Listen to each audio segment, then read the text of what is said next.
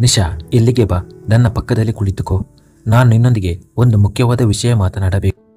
ರಾತ್ರಿ ತನ್ನ ಅಜ್ಜಿಗೆ ಔಷಧಿ ಕೊಟ್ಟ ನಂತರ ತನ್ನ ಕೋಣೆಗೆ ಹೋಗಲು ಸಿದ್ಧವಾಗಿದ್ದ ನಿಶಾ ಅಜ್ಜಿಯ ಮಾತಿಗೆ ನಿಂತು ಹೋದಳು. ಹೇಳಿ ಅಜ್ಜಿ, ಏನು ಮಾತನಾಡಬೇಕು ಎಂದು ಅವಳು ಅಜ್ಜಿಯ ಮುಂದೆ ಕುಳಿತುಕೊಂಡಳು. ಒಂದು ವಿಷಯ ಸತ್ಯ ಹೇಳು, ಸುಳ್ಳು ಹೇಳಬೇಡ ಎಂದು ಹೇಳಿದಾಗ ಈ ಬಾರಿ ನಿಶಾಳ ಹೃದಯ ಜೋರಾಗಿ ಬಡಿದುಕೊಂಡಿತು. ನಿನ್ನ ಮತ್ತು ಅನಂತ್ ನಡುವೆ ಎಲ್ಲವೂ ಸರಿಯಾಗಿದೆಯಲ್ಲವೇ ಎಂದು ಹೇಳುತ್ತಾರೆ. ಅನಂತ್ನ ಹೆಸರನ್ನು ಕೇಳಿ ಅವಳು ಗಾಬರಿಯಾದಳು. ಯಾಕೆ ಅಜ್ಜಿ, ಏನಾಯಿತು?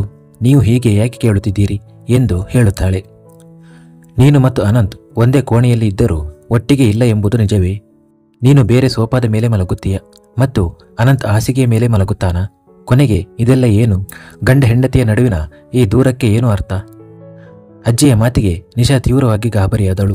ಈ ವಿಷಯವನ್ನು ಸುನೀತಾ ಅಜ್ಜಿಗೆ ಹೇಳಿರಬೇಕು. ಏಕೆಂದರೆ ಬೆಳಿಗ್ಗೆ ಅವಳು ಕೋಣೆಗೆ ಬಂದಾಗ ಹಾಸಿಗೆಯ ಮೇಲೆ ಇರದೆ ಸೋಫಾದ ಮೇಲೆ ಮಲಗಿದ್ದಳು. ಇದರ ಹಿಂದೆ ಏನು ಕಾರಣವೆಂದು ಅವಳ ಅಜ್ಜಿಗೆ ಹೇಗೆ ಹೇಳಲು ಸಾಧ್ಯವಿತ್ತು? ಇಲ್ಲ ಅಜ್ಜಿ, ಅಂತಹ ಯಾವುದೇ ವಿಷಯವಿಲ್ಲ. ವಾಸ್ತವವಾಗಿ ರಾತ್ರಿ ಅನಂತ್ ತಮ್ಮ ಕಚೇರಿ ಕೆಲಸವನ್ನು ಲ್ಯಾಪ್ಟಾಪ್ನಲ್ಲಿ ಮಾಡುತ್ತಿದ್ದರು. ಆದ್ದರಿಂದ ಅವರಿಗೆ ತೊಂದರೆಯಾಗಬಾರದೆಂದು ನಾನು ಸೋಫಾದ ಮೇಲೆ ಮಲಗಿದೆ ಮತ್ತು ಅಲ್ಲಿಯೇ ನಿದ್ದೆ ಮಾಡಿದೆ. ಅವಳು ಆತುರದಲ್ಲಿ ಒಂದು ನೆಪ ಹೇಳಿದಳು. ನನಗೆ ಸುಳ್ಳು ಹೇಳಬೇಡ ನಿಶಾ, ನನ್ನ ಕಣ್ಣಲ್ಲಿ ಕಣ್ಣಿಟ್ಟು ಮಾತನಾಡು, ನಿನಗೆ ನನ್ನ ಆಣೆ ಇದೆ ಎಂದು ಹೇಳುತ್ತಾರೆ. ಮತ್ತು ಅಜ್ಜಿಯ ಆಣೆ ಮೇಲೆ ಅವಳು ಹೇಗೆ ಸುಳ್ಳು ಹೇಳಲು ಸಾಧ್ಯವಿತ್ತು? ಸತ್ಯ ಹೇಳು, ನಿನ್ನ ಮದುವೆಯಾಗಿ 8 ದಿನಗಳಾಗಿವೆ, ನೀನು ಇನ್ನೂ ಅನಂತ್ ಹತ್ತಿರ ಹೋಗಿಲ್ಲವೇ ಎಂದು ಕೇಳುತ್ತಾರೆ. ಈ ಬಾರಿ ಅವಳ ಕಣ್ಣಲ್ಲಿ ನೀರು ತುಂಬಿತ್ತು. ಅವಳು ಸುಳ್ಳು ಹೇಳಲು ಸಾಧ್ಯವಾಗಲಿಲ್ಲ. ಅಜ್ಜಿ, ನಾವು ನಮ್ಮ ಸಂಬಂಧವನ್ನು ಇನ್ನೂ ಶುರು ಮಾಡಲು ಸಾಧ್ಯವಾಗಿಲ್ಲ. ಅವಳ ತುಟಿಗಳಿಂದ ಮಾತುಗಳು ಸಿಕ್ಕಿ ಹಾಕಿಕೊಂಡು ಹೊರಬಂದವು. ಆದರೆ ಏಕೆ ನಿಶಾ? ಕೊನೆಗೆ ಏನು ಸಮಸ್ಯೆ ಇದೆ ಎಂದು ಕೇಳುತ್ತಾರೆ. ಅಜ್ಜಿ, ನಾವಿಬ್ಬರು ನಮ್ಮ ಸಂಬಂಧಕ್ಕೆ ಸ್ವಲ್ಪ ಸಮಯ ನೀಡಲು ಬಯಸುತ್ತೇವೆ. ಪರಸ್ಪರ ಚೆನ್ನಾಗಿ ಅರ್ಥ ಮಾಡಿಕೊಂಡ ನಂತರವೇ ಈ ಸಂಬಂಧವನ್ನು ಮುಂದೆ ಕೊಂಡೊಯ್ಯಲು ಬಯಸುತ್ತೇವೆ. ಅವಳು ಬಹಳ ಜಾಣ್ಮೆಯಿಂದ ಸುಳ್ಳು ಹೇಳುತ್ತಾ ತನ್ನನ್ನು ತಾನು ಉಳಿಸಿಕೊಳ್ಳಲು ಪ್ರಯತ್ನಿಸಿದಳು. ಆದರೆ ಅವಳ ಈ ಮಾತಿಗೆ ಅಜ್ಜಿಗೆ ಕೋಪ ಬಂದಿತ್ತು. ಅರೆ, ನಿಮ್ಮ ಈ ಒಬ್ಬರನ್ನೊಬ್ಬರು ಅರ್ಥ ಮಾಡಿಕೊಳ್ಳುವ ಡ್ರಾಮಾ ನರಕಕ್ಕೆ ಹೋಗಲಿ.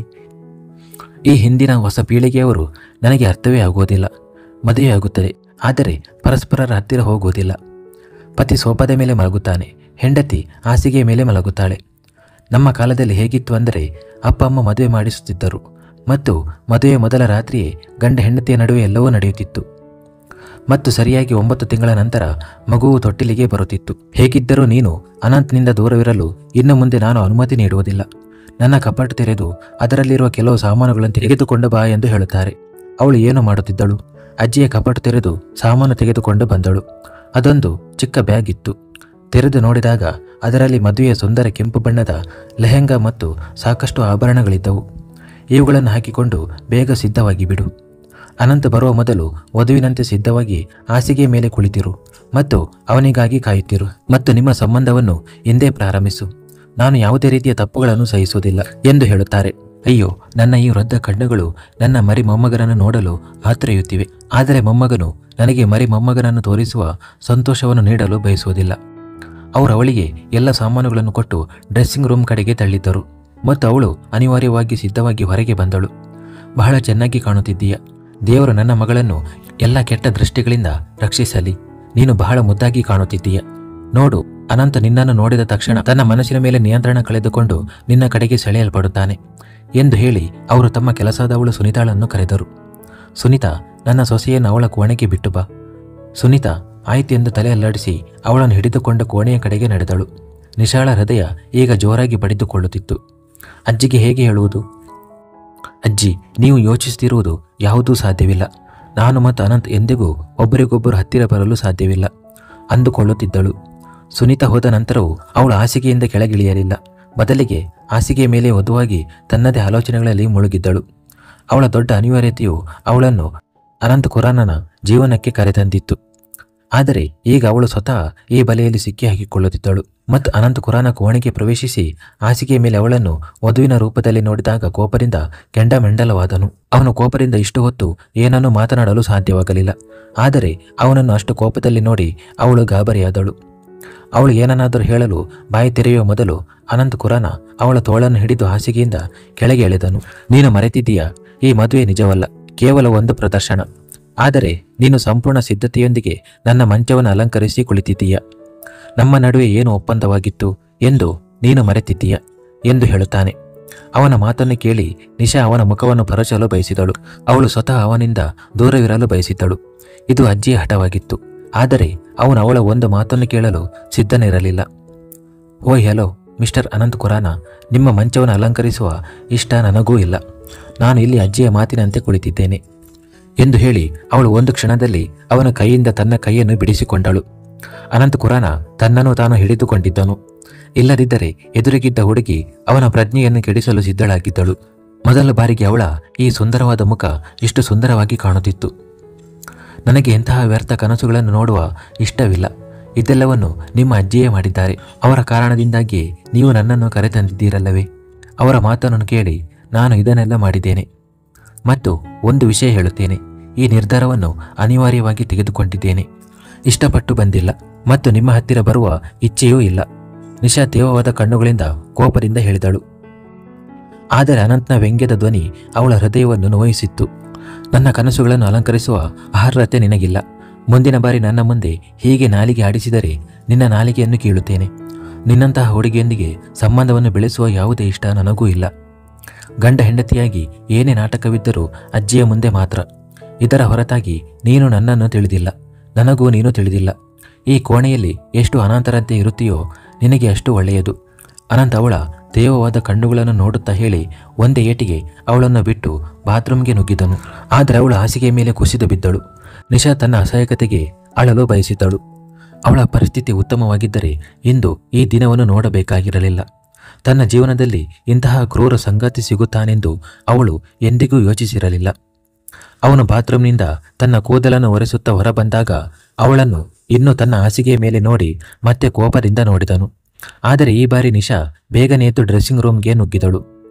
ಅವಳ ಈ ಭಯಭೀತ ರೂಪವನ್ನು ನೋಡಿ ಅನಂತ್ ಖುರಾನನ ತುಟಿಗಳ ಮೇಲೆ ಒಂದು ನಗು ಮೂಡಿತು. ನಿಶ್ಶಬ್ದವಾಗಿ ಬಟ್ಟೆಗಳನ್ನು ಬದಲಾಯಿಸಿ ಅವಳು ಸೋಫಾದ ಮೇಲೆ ಮಲಗಿದಳು. ಅನಂತ್ ಖುರಾನ ಈಗಾಗಲೇ ದೀಪಗಳನ್ನು ಆರಿಸಿದ್ದನು. ತನ್ನ ಜೀವನವನ್ನು ಇಲ್ಲಿ ಹೇಗೆ ವ್ಯಾಪಾರ ಮಾಡಲು ಬಂದಳು ಎಂಬುದರ ಬಗ್ಗೆ ಅವಳಿಗೆ ಎಲ್ಲವೂ ನೆನಪಾಯಿತು. ನಿಶಾ ಮಧ್ಯಮ ವರ್ಗದ ಕುಟುಂಬಕ್ಕೆ ಸೇರಿದವಳು. ಅವಳ ತಾಯಿ 4 ವರ್ಷಗಳ ಹಿಂದೆ ಅವಳನ್ನು ಬಿಟ್ಟು ಹೋಗಿದ್ದರು. ಈಗ ಅವಳ ಜೀವನದಲ್ಲಿ ಅವಳ ತಂದೆ ಮಾತ್ರ ಇದ್ದರು ಮತ್ತು ಅವರು ಸಹ ಅನಾರೋಗ್ಯದಿಂದ ಬಳಲುತ್ತಿದ್ದರು. ಅವಳು ಹಗಲು ರಾತ್ರಿ ಶ್ರಮಪಟ್ಟು ವಿದ್ಯಾರ್ಥಿ ವೇತನವನ್ನು ಪಡೆದು ತನ್ನ ಅಧ್ಯಯನವನ್ನು ಪೂರ್ಣಗೊಳಿಸಿದ್ದಳು ಮತ್ತು ಈಗ ಕೆಲಸ ಹುಡುಕುತ್ತಾ ಅಲೆದಾಡುತ್ತಿದ್ದಳು. ಒಂದು ದಿನ ಅವಳನ್ನು ಖುರಾನ ಕಂಪನಿಯಲ್ಲಿ ಒಂದು ಚಿಕ್ಕ ಹುದ್ದೆಗೆ ನೇಮಿಸಲಾಯಿತು. ಸಂಬಳ ಕಡಿಮೆ ಇತ್ತು, ಆದರೆ ಮನೆಯಲ್ಲಿ ಅಪ್ಪನ ಪಿಂಚಣಿಯಿಂದ ಜೀವನ ಸಾಗುತ್ತಿತ್ತು. ಆದರೆ ಈಗ ಅವಳ ತಂದೆಯು ಅನಾರೋಗ್ಯದಿಂದ ಬಳಲಲಾರಂಭಿಸಿದರು ಮತ್ತು ಹಣ ಕಡಿಮೆ ಬೀಳಲು ಪ್ರಾರಂಭಿಸಿತು. ನಿಶಾಳ ತಂದೆಗೆ ಕ್ಯಾನ್ಸರ್ ಇತ್ತು. ಅವಳು ತನ್ನ ದುಡಿಮೆಯಿಂದ ಗಳಿಸಿದ್ದನ್ನೆಲ್ಲ ಅವರ ಚಿಕಿತ್ಸೆಗೆ ಖರ್ಚು ಮಾಡಿದ್ದಳು. ಆದರೂ ಅಗತ್ಯತೆಗಳು ಹೆಚ್ಚಾಗುತ್ತಲೇ ಇದ್ದವು. ವೈದ್ಯರು ಹೇಳುವಂತೆ ಆದಷ್ಟು ಬೇಗ ಅವರ ಚಿಕಿತ್ಸೆ ಮಾಡಿಸಬೇಕು. ಬಹುಶಃ ಅವರು ಬದುಕಬಹುದು. ಅವಳು ಚಿಂತಿತಳಾಗಿದ್ದಳು. ಅವಳ ಜೀವನದಲ್ಲಿ ಅಪ್ಪ ಮಾತ್ರ ಎಲ್ಲವೂ ಆಗಿದ್ದರು ಮತ್ತು ಅಪ್ಪನಿಗೆ ಅವರ ಮಗಳು ಎಲ್ಲವೂ ಆಗಿದ್ದಳು. ಅವಳ ತಂದೆ ಕೈಲಾಶ್ ಅವರ ಆಸೆಯಾಗಿತ್ತು. ಆದಷ್ಟು ಬೇಗ ನಿಶಾಳ ಕೈ ಹಳದಿಯಾಗಬೇಕು ಎಂಬುದು. ಆದರೆ ಅವರ ಸ್ಥಿತಿ ಬಹಳ ನಾಜೂಕಾಗಿತ್ತು. ಯಾವುದೇ ಒಳ್ಳೆಯ ಸಂಬಂಧವೂ ಸಿಗುತ್ತಿರಲಿಲ್ಲ. ಯಾರೇ ಬಂದರೂ ಜನರು ದುರಾಸೆಯಿಂದಾಗಿ ಹೊರಹೊಮ್ಮುತ್ತಿದ್ದರು. ನಿಶಾ ಬಹಳ ಸುಂದರವಾಗಿದ್ದಳು. ಅವಳು ಯಾವಾಗಲೂ ತನ್ನ ಸೌಂದರ್ಯವನ್ನು ಜನರ ಕಣ್ಣುಗಳಿಂದ ಮರೆಮಾಚಿಕೊಳ್ಳುತ್ತಿದ್ದಳು. ಹೊರಗೆ ಹೋಗುವಾಗಲೆಲ್ಲ ತನ್ನ ಮುಖಕ್ಕೆ ಮಾಸ್ಕ್ ಹಾಕಿಕೊಳ್ಳುತ್ತಿದ್ದಳು. ಏಕೆಂದರೆ ಬಡವರ ಬಳಿ ಸೌಂದರ್ಯವು ಅವರಿಗೆ ತೊಂದರೆಯಾಗುತ್ತದೆ ಎಂದು ಅವಳಿಗೆ ಚೆನ್ನಾಗಿ ಗೊತ್ತಿತ್ತು ಮತ್ತು ಅವಳು ಯಾವುದೇ ತೊಂದರೆಯನ್ನು ಮೈಮೇಲೆ ಎಳೆದುಕೊಳ್ಳಲು ಬಯಸಲಿಲ್ಲ. ಸಮಾಜದಲ್ಲಿರುವ ತೋಳಗಳ ಕೆಟ್ಟ ದೃಷ್ಟಿಯಿಂದ ತನ್ನನ್ನು ತಾನು ರಕ್ಷಿಸಿಕೊಳ್ಳುವುದು ತನ್ನ ಮೊದಲ ಜವಾಬ್ದಾರಿ ಎಂದು ಅವಳು ಭಾವಿಸಿದ್ದಳು. ಆದರೆ ಜನರು ಅವಳನ್ನು ನೋಡಿ ಹಲವು ರೀತಿಯ ಮಾತುಗಳನ್ನು ಆಡುತ್ತಿದ್ದರು.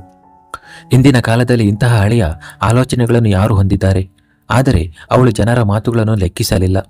ಅವಳು ಕೇವಲ ತನ್ನ ಸುರಕ್ಷತೆಗಾಗಿ ಇದನ್ನೆಲ್ಲ ಮಾಡುತ್ತಿದ್ದಳು ಮತ್ತು ಅವಳ ತಂದೆಗೂ ಅವಳ ಬಗ್ಗೆ ಹೆಮ್ಮೆ ಇತ್ತು. ಒಂದು ದಿನ ಕೈಲಾಶ್ ಅವರ ಆರೋಗ್ಯ ಇನ್ನಷ್ಟು ಹದಗೆಟ್ಟಿತ್ತು ಮತ್ತು ತಕ್ಷಣವೇ 5 ಲಕ್ಷ ರೂಪಾಯಿಗಳನ್ನು ಕಟ್ಟಬೇಕಿತ್ತು. ಅವರ ಚಿಕಿತ್ಸೆ ಅನಿವಾರ್ಯವಾಗಿತ್ತು. ಇಲ್ಲದಿದ್ದರೆ ತಡವಾಗಬಹುದಿತ್ತು. ನಿಶಾ ತಾನು ತೀವ್ರವಾಗಿ ಅಸಹಾಯಕಳಾಗಿದ್ದೇನೆ ಎಂದು ಭಾವಿಸಿದಳು. ಅವಳಿಂದ ಏನೂ ಮಾಡಲು ಸಾಧ್ಯವಾಗುತ್ತಿರಲಿಲ್ಲ. ಅವಳಿಗೆ ಅಳು ಬರುತ್ತಿತ್ತು.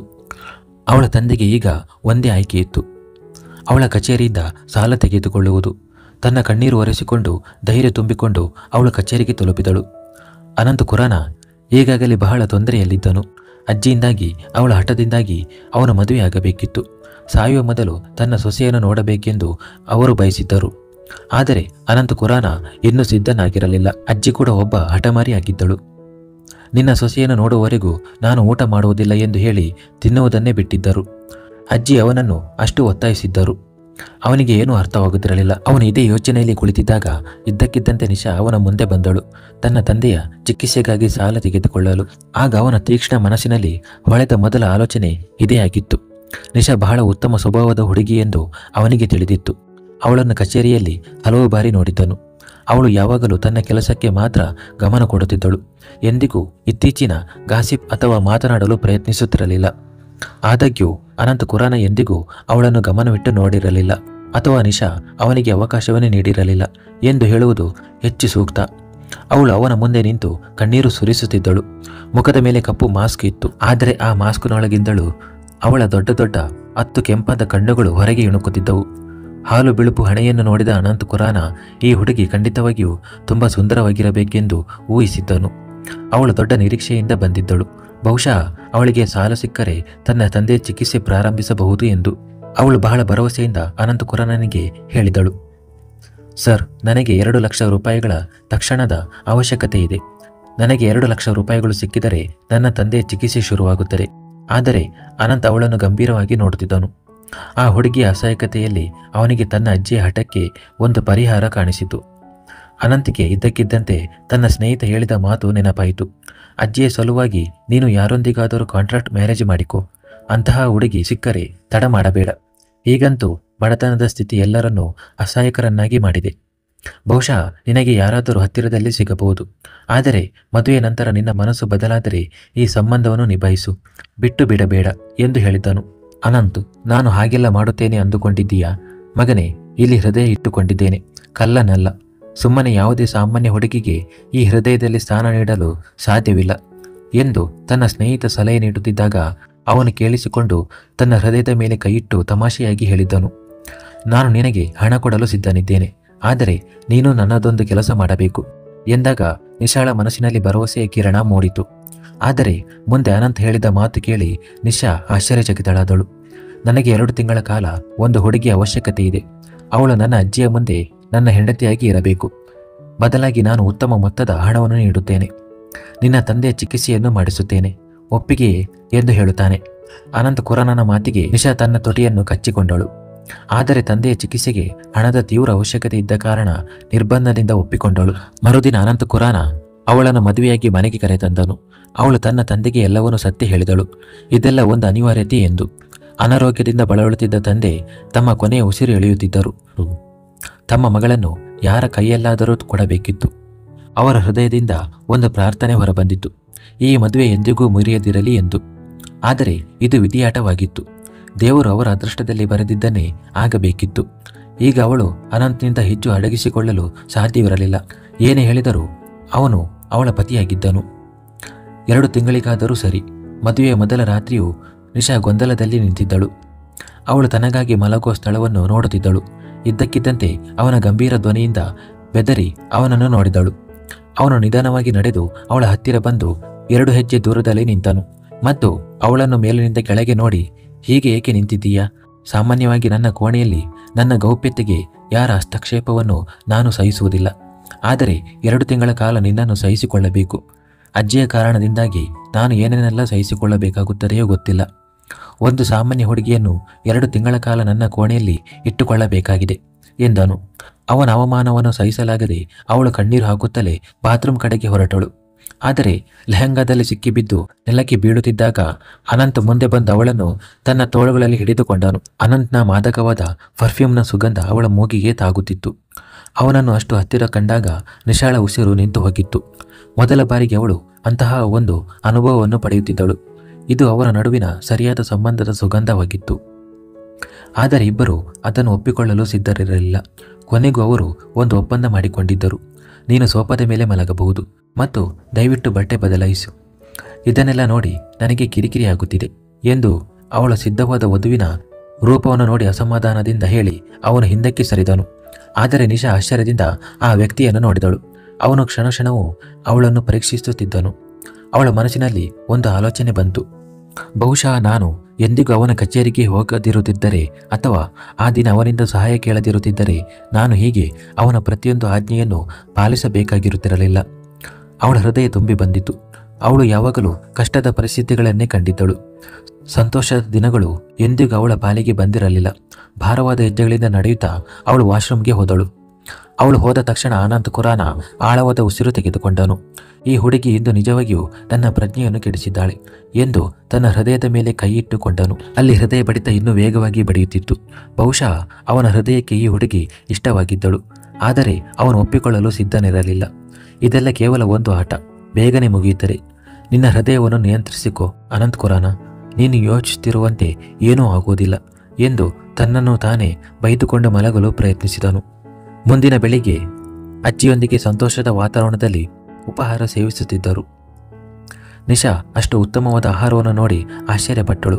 ಅವಳ ಮನೆಯಲ್ಲಿ ಒಂದು ಹೊತ್ತಿಗೆ ಒಂದೇ ಪದಾರ್ಥ ಮಾಡಿದರೆ ಅದು ರಾತ್ರಿಯವರೆಗೂ ಸಾಕಾಗುತ್ತಿತ್ತು. ಇಲ್ಲಿ ಮೇಜಿನ ಮೇಲೆ ಎಲ್ಲವೂ ಇತ್ತು. ಈ ಒಂದು ದಿನದ ಉಪಹಾರದ ಸಾಮಗ್ರಿ ಅವರ ಮನೆಯಲ್ಲಿದ್ದರೆ 1 ತಿಂಗಳು ಆರಾಮವಾಗಿ ಕಳೆಯಬಹುದಿತ್ತು. ಅವಳು ಬಡವಳಾಗಿದ್ದಳು, ಪರಿಸ್ಥಿತಿಯ ಬಲಿಪಶುವಾಗಿದ್ದಳು. ಇಂತಹ ಆಲೋಚನೆಗಳು ಅವಳ ಹಕ್ಕಾಗಿತ್ತು. ಅರೆ ಸೊಸೆ, ನೀನು ಏನನ್ನು ತೆಗೆದುಕೊಳ್ಳುವುದಿಲ್ಲವೇ? ಏಕೆ ಹಾಗೆ ನಿಂತಿದ್ದೀಯಾ? ತಿನ್ನು. ನೀನು ಎಷ್ಟು ದುರ್ಬಲಳಾಗಿದ್ದೀಯಾ?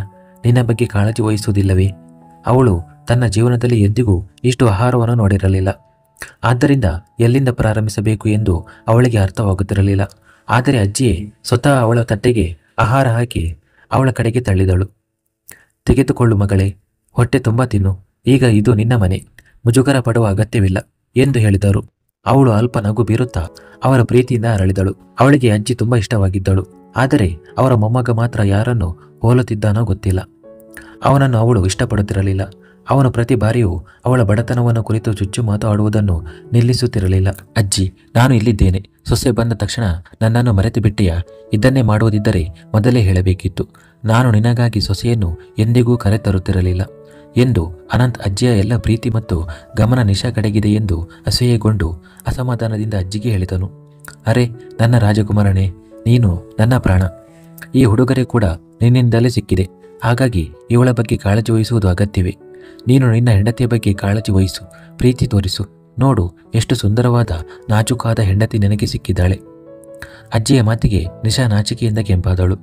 ಅದೇ ಸಮಯದಲ್ಲಿ ಅನಂತ್ನ ಕಣ್ಣುಗಳು ಇದ್ದಕ್ಕಿದ್ದಂತೆ ಅವಳ ಕಡೆಗೆ ತಿರುಗಿದವು ಮತ್ತು ಒಂದು ಕ್ಷಣ ಅನಂತ್ನ ಹೃದಯ ವೇಗವಾಗಿ ಬಡಿದುಕೊಂಡಿತ್ತು. ಆದರೆ ಅವನು ಬೇಗನೆ ತನ್ನನ್ನು ತಾನೇ ನಿಯಂತ್ರಿಸಿಕೊಂಡು ಕಚೇರಿಗೆ ಹೊರಟನು. ನಿಶಾ ಇಡೀ ದಿನ ಅಜ್ಜಿಯ ಬಳಿಯೇ ಇದ್ದಳು. ಅವರ ಬಗ್ಗೆ ಕಾಳಜಿ ವಹಿಸುವುದು, ಅವರಿಗೆ ಸೇವೆ ಮಾಡುವುದು ನಿಶಾಳಿಗೆ ಇಷ್ಟವಾಗುತ್ತಿತ್ತು. ಅಜ್ಜಿ ಅವಳಿಗೆ ಮನಪೂರ್ವಕವಾಗಿ ಪ್ರೀತಿ ನೀಡುತ್ತಿದ್ದರು. ಹಾಗಾಗಿ ಅವಳು ಹೇಗೆ ತಾನೇ ಕರಗದೆ ಇರುತ್ತಾಳೆ. ಅಜ್ಜಿಯ ಗಮನ ಮತ್ತು ಪ್ರೀತಿ ಅವಳಿಗೆ ತನ್ನತನದ ಅನುಭವ ನೀಡುತ್ತಿತ್ತು. ಅವಳ ಕಣ್ಣುಗಳು ಸೇವಗೊಂಡವು. ಇದು ನೋಡು, ಇಂದಿನಿಂದ ಇವು ನಿನ್ನವು. ಇವನ್ನು ಯಾವಾಗಲೂ ಧರಿಸಿಕೊಂಡಿರು, ಎಂದಿಗೂ ತೆಗೆಯಬೇಡ ಎಂದರು ಅಜ್ಜಿ. ಆದರೆ ಅಜ್ಜಿ, ನಾನು ಈಗಾಗಲೇ ಧರಿಸಿರುವ ಇವೆಲ್ಲವೂ ತುಂಬ ಹೆಚ್ಚು. ಹಾಗಾದರೆ ಇವೆಲ್ಲ ಯಾವುದಕ್ಕೆ ಎಂದಾಗ ಅಜ್ಜಿ, ಇವು ನನ್ನ ಸೊಸೆ ಅನಂತ್ನ ತಾಯಿಯ ಬಳೆಗಳು. ನಾನು ನನ್ನ ಸೊಸೆಗೆ ಕೊಟ್ಟೆ. ಅವಳು ತನ್ನ ಸೊಸೆಗಾಗಿ ಇಟ್ಟುಕೊಂಡಳು. ಈಗ ಅವು ನಿನ್ನ ಅಮಾನತು ಎಂದಳು. ಅಜ್ಜಿ ಅವಳಿಗೆ ತುಂಬ ಕೊಟ್ಟಿದ್ದಳು. ಎಲ್ಲಕ್ಕಿಂತ ಹೆಚ್ಚಾಗಿ ಅಜ್ಜಿಯ ಪ್ರೀತಿ ಇತ್ತು. ಇದನ್ನೆಲ್ಲ ನೋಡಿ ನಿಶಾಳ ಕಣ್ಣುಗಳು ತುಂಬಿ ಬಂದವು. ಖಂಡಿತವಾಗಿಯೂ ಈ ಮನೆಯ ಸೊಸೆಯಾಗಿ ಬರುವವಳು ತುಂಬ ಅದೃಷ್ಟವಂತೆ ಆಗಿರುತ್ತಾಳೆ. ನಾನು ಇಲ್ಲಿ ಕೇವಲ 2 ತಿಂಗಳಿಗಾಗಿ ಬಂದಿದ್ದೇನೆ. ಅದರ ನಂತರ ಶಾಶ್ವತವಾಗಿ ಇಲ್ಲಿಂದ ಹೋಗುತ್ತೇನೆ ಎಂದು ಯೋಚಿಸುತ್ತಲೇ ಅವಳ ಹೃದಯ ತುಂಬಿ ಬಂದಿತ್ತು. ಈ ಆಲೋಚನೆಯಿಂದ ಅವಳಿಗೆ ಇದ್ದಕ್ಕಿದ್ದಂತೆ ಗಾಬರಿಯಾಗಲು ಪ್ರಾರಂಭಿಸಿತು. ಇಡೀ ದಿನ ಅನಂತ್ನ ಮಾತುಗಳನ್ನು ಕೇಳಿ ಕೇಳಿ ಅವಳಿಗೆ ತಲೆನೋವು ಶುರುವಾಯಿತು. ಅವನು ಅಜ್ಜಿಗೆ ವಿಶೇಷನಾಗಿದ್ದರಿಂದ ಅಜ್ಜಿ ಅವನ ಬಗ್ಗೆ ಮಾತನಾಡುತ್ತಿದ್ದರು. ಆದರೆ ಅವಳು ಏಕೆ ಅವನ ಮಾತುಗಳನ್ನು ಕೇಳಬೇಕು? ಅವಳಿಗೆ ಅದು ಇಷ್ಟವಾಗುತ್ತಿರಲಿಲ್ಲ. ಆ ದುಷ್ಟ ಮನುಷ್ಯ ಯಾವಾಗಲೂ ಕೋಪಗೊಳ್ಳುವ, ಯಾವಾಗಲೂ ಬೈಯುವ, ಅವನು ಕಹಿಯಾದ ಮುಖ ಮಾಡಿಕೊಂಡಿದ್ದನು. ದುಷ್ಟ ಮನುಷ್ಯ. ನನ್ನ ಬಗ್ಗೆ ಸ್ವಲ್ಪವೂ ಕಾಳಜಿ ಇಲ್ಲ ಈ ವ್ಯಕ್ತಿಗೆ. ಕೇವಲ ಕಾಂಟ್ರಾಕ್ಟ್ ಮ್ಯಾರೇಜ್ ಮಾಡಿಕೊಂಡು ಬಂದಿದ್ದರೂ ನಾನು ಅವನ ಪತ್ನಿ ತಾನೆ. ಒಂದು ಚೂರು ಪ್ರೀತಿಯಿಂದ ಮಾತನಾಡಿದರೆ ಅವನಿಗೆ ಏನಾದರೂ ದೊಡ್ಡ ನಷ್ಟವಾಗುತ್ತದೆಯೇ?